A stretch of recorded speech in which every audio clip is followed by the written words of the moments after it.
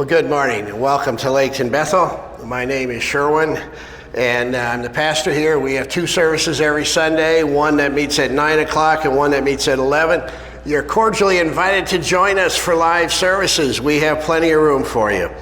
Every worship service has two purposes that I build into it. One is that you'll learn something new about the teachings of Jesus, and the second purpose is that your faith will be renewed. Now today I'm taking a risk. I'm going to talk about Ripple. And that's the title is, Where's My Ripple? Now I always work a couple weeks out, and last week when I was taking Diane and three girls from Grand Valley to this marathon in Charlevoix, it was kind of an interesting. These girls, they're all churchgoers, and they asked me, what I was preaching about last Sunday, so I told them, and then well, what do you have the next one planned? And I said, yeah, sure, it's in the works. The title's going to be, Where's My Ripple? And none of them knew what Ripple was. They thought I was going to be talking about the ripple that we make, with our Christian lives and the effects and all that. They had no idea of what Ripple was. So I had to kind of explain to them it was not that kind of ripple. Now, for those of you who don't have gray hair, Ripple was a cheap wine that was quite popular in the 60s and 70s. Back when we thought we were all hippies, it was 89 cents for a fifth, and it was fortified. The only thing that's similar to it that's still available is this Mogen David 2020. And I hadn't seen that in years, but if you get groceries in Allendale, you can find it on the shelf because it's still a pretty popular beverage for college students. It's kind of an interesting thing. I'm going to tell you a little secret. Just don't tell anybody this, but when I was growing up, my parents belonged to the Sioux Center Saddle Club, which was, we got together and rode horses. And people came from counties surrounding to it too, because it was well organized, and we had these group rides, sometimes with 100 horses. And girls came to that, nice looking ones from other towns. And of course, I was interested. And so these girls mentioned that they had a really active youth group, and they invited me to attend. So I did. It was in a neighboring town, the town of Sheldon, Iowa. And it was a Pentecostal youth group, met in the local Assembly of God church. Now, being raised Reformed, it's really quite hard to do a Pentecostal service. It's really kind of hard to get into that, we just couldn't do it. So we were used to not be, as one person said to me last week, he didn't get Pentecostalism because couldn't see why you had to get nearly asphyxiated to feel close to God. And that's probably a big part of it. But I found out I couldn't participate in that, I couldn't speak in tongues, I couldn't jump around the way they did, unless we partook of MD 2020 before going into those meetings. 2 8-ounce glasses of MD 2020, and I could speak in tongues. It was an amazing thing. But I never did procure the interest of the young lady I had my sights on, but it was something anyway. Well, these wines are not popular today. People who drink wine have all these different brands. There's one that's particularly powerful. I've seen it in Chicago. It's called Barefoot. And I've never tried it. I'm not a wine drinker, but I'll tell you what, the idea of drinking something that somebody else has walked through is just doesn't appeal to me at all. But this is marketed fairly well, and apparently it's quite a trend as things go. Now, Jesus talked about wine quite a bit in the New Testament. He made wine at a wedding. That's considered his first miracle. And those things happen. Now, of course, all this wine talk was before we understood what addictions can do to us, and we're still learning what addictions do. But I imagine the New Testament would look a little different if there was this understanding of addictions back in that day. But what we do know that hasn't changed is that humans find it difficult to make changes in their own lives. We find it difficult to break habits. We find it difficult to accept new things. Humans are by nature change resistant. And the one thing in this life that is certain is change. We've all had to change, or many of us have had to change how we think about God. When I was growing up, I was scared of God. You know, I had this picture that he was standing there with his fist ready to annihilate the earth. He was angry all the time, and we needed Jesus to protect us from God. That Jesus was the good guy, God was the bad guy, and Jesus came to save us from God's temper. And that's how that works. Now that's changed. You know, today I believe that Jesus and God are one and the same, and I've got a completely different picture. This illustrates it quite well. This man here that's being embraced by Jesus has a hammer and a nail in his hand, of how Jesus embraced those, even the ones who crucified him. I don't see God as scary anymore. I see him as loving and kind and wanting to bless and wanting to save. But even that change in theology does not come easily. Now, imagine the Jewish people of Jesus' day. They had the Old Testament, which is called the Old Covenant, and they had, out of that Old Testament, 613 laws that they had to follow. 613.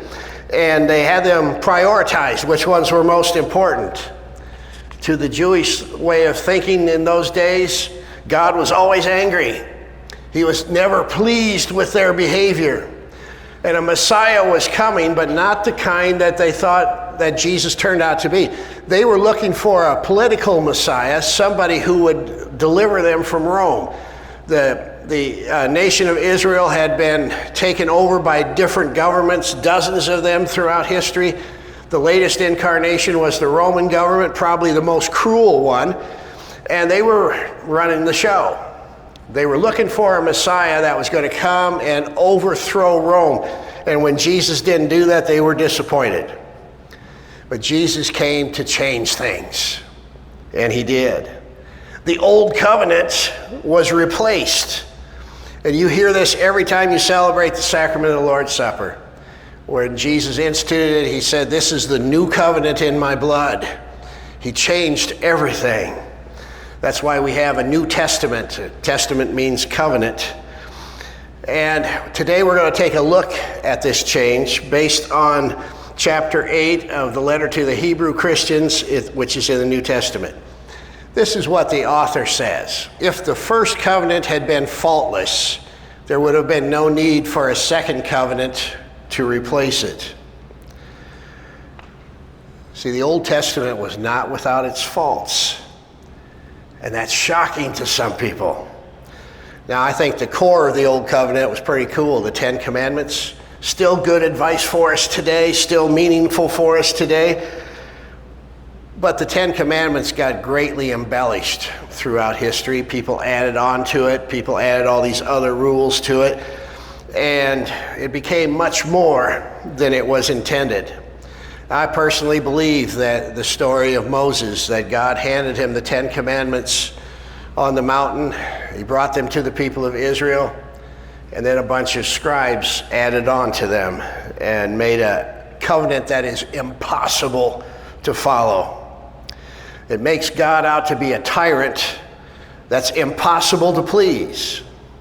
And then Jesus came along and showed us what God is really like. Now, a few verses down in Hebrews chapter 8, it says this. It says, when God speaks of a new covenant, it means he has made the first one obsolete. It's now out of date and will soon disappear. See, we have a new covenant with Jesus, hence the part of our Bibles that's called the New Testament. The Old Testament, the Old Covenant, is obsolete. It's out of date. It's expired. You know, I was thinking about that as I was putting this together. I went to our cupboard at home and I found a can of pinto beans that was expired in 2019.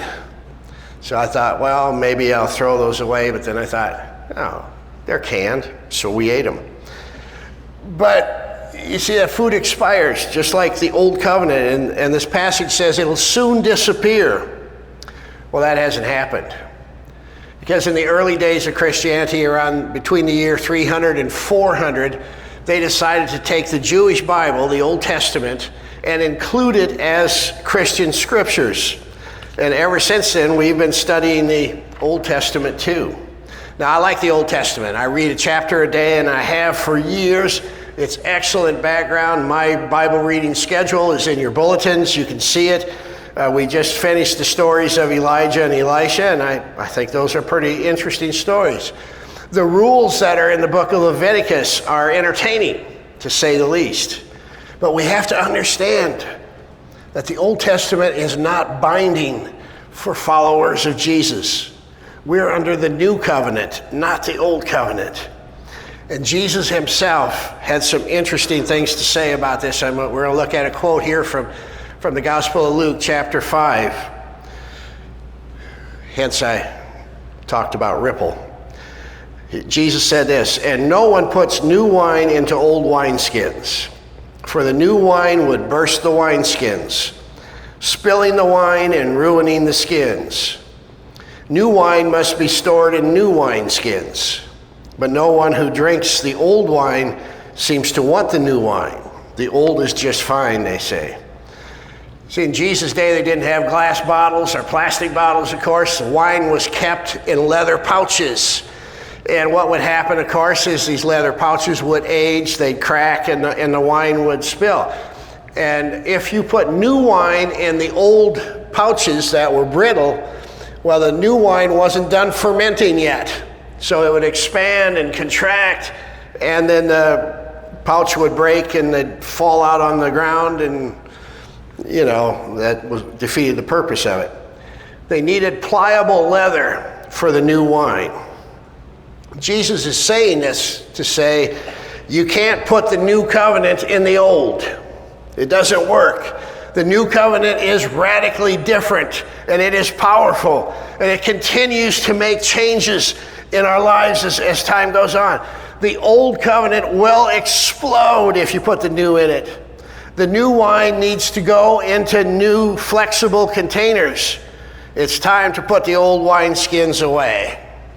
But as Jesus says here, people are change resistant, and they prefer the old wine.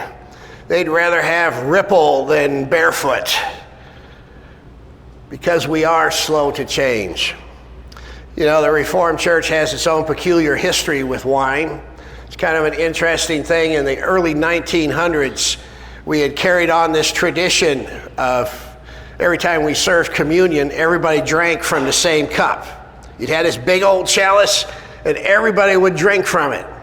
So on communion Sundays, all the alcoholics sat in the front row so they could get a great big swig and then go home. It was just one of those things. Well, then the Spanish flu came along, kind of 100 years before COVID, but it came along. And we decided we're not going to all drink from the same cup anymore.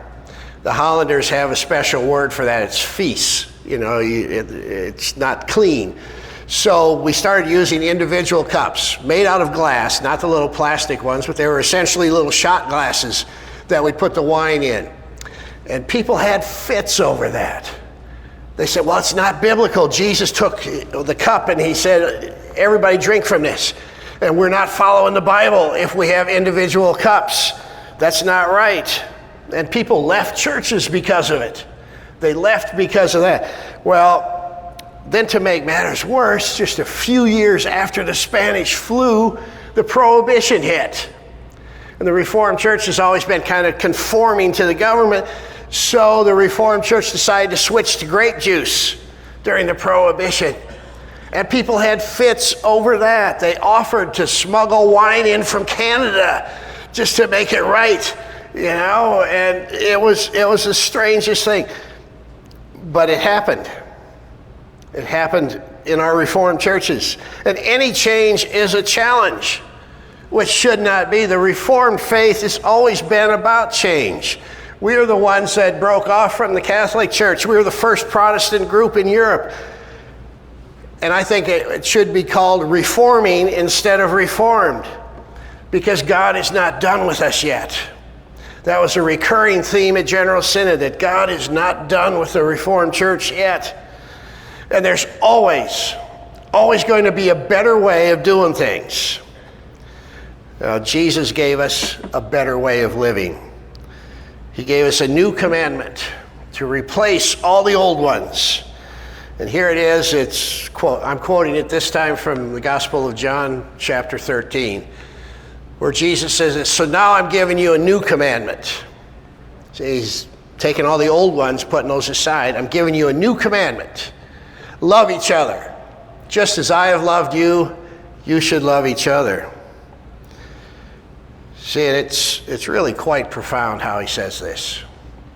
Because the old covenant is basically narcissistic. It's all about how you can mollify God's anger, how you can make God not mad at you, how you can trick God into blessing you, how you can protect yourselves from him, and how you can procure his blessings. Jesus' way is different. It's not about you.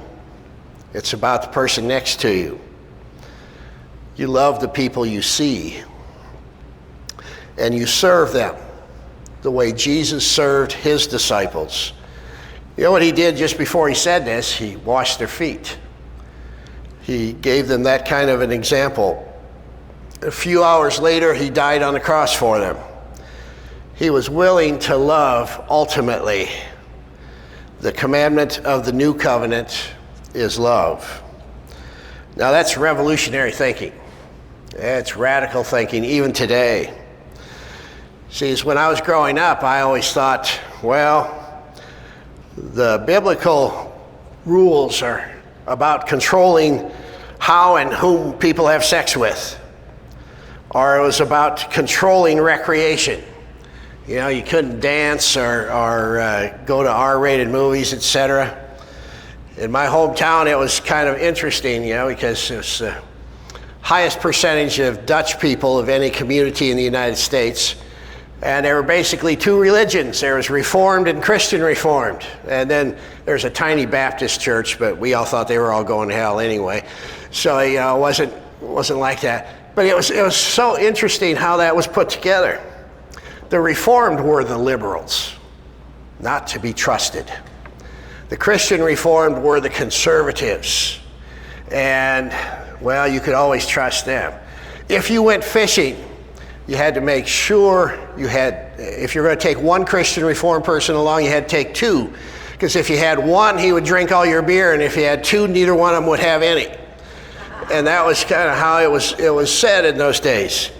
And it was so interesting that Christian Reformed at that time in the 50s and 60s said that television was bad. And that if you really wanted to be spiritual, you wouldn't have a television set. Now, my grandfather, my mom's dad, was a Christian Reformed elder, and he never owned a television set. He agreed with that.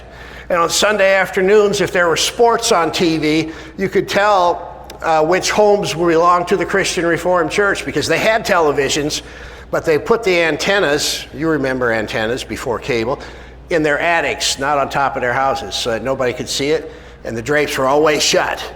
But they were in there watching those games. Well, my grandpa died, and 6 weeks later, my grandma bought a television set, and she had one the rest of her life. It was kind of interesting. You don't have to worry about those rules. Instead, love each other. This is my summary statement of all this. The old covenant was about controlling each other, and the new covenant is about serving each other. The old covenant is obsolete. The rules of the Old Testament are not binding for Christians. The new is better. Now, when you live this way, here's what happens. Something comes over you. Something sneaks up on you that you don't expect. A couple of things, actually. First, there's inner peace. Jesus said this, "The peace I give is a gift the world cannot give." It's amazing. Plus, you're going to find yourself smiling a whole lot more. because happiness is a byproduct of service, and your life will be filled with purpose. The way of the new covenant is the way of Jesus, and the way of Jesus is the best way. So jump into it, and you'll find this to be true. The new wine is better. Let's pray together. So Lord, we want to embrace your new covenant. We're thankful you made it available to us. Now we want to jump in 100% and be the kind of folks that follow you anywhere, loving each other as you have loved us. So bless us in those efforts. Amen. And again, to our video audience, thanks for tuning in, and we'll see you next week.